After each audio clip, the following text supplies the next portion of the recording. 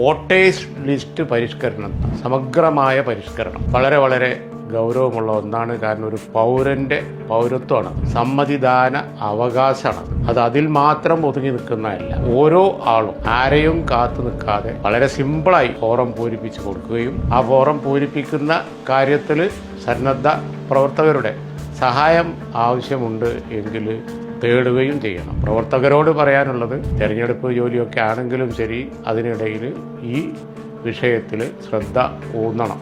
ഇത് പൗരത്വത്തിലേക്കുള്ള ഒരു വളഞ്ഞ വഴിയാണ്. നിയമ പോരാട്ടം അതിൻ്റെ വഴിക്ക് പോകും. അതൊന്നും ആരും നോക്കി നിൽക്കണ്ട. ഇന്ത്യൻ യൂണിയൻ മുസ്ലിം ലീഗിൻ്റെ പേരിൽ നമ്മൾ ഫൈറ്റ് ചെയ്യുന്നുണ്ട്. ഇന്ത്യൻ യൂണിയൻ മുസ്ലിം ലീഗിനെ സംബന്ധിച്ചിടത്തോളം ഹെൽപ്പ് ഡെസ്കുകൾ എല്ലാ ബൂത്തിലും തുടങ്ങാൻ തീരുമാനിച്ചിട്ടുണ്ട്. ഇതിനകം തുടങ്ങാത്ത സ്ഥലത്തൊക്കെ പ്രവർത്തകർ ഹെൽപ്പ് ഡെസ്കുകൾ തുടങ്ങണം.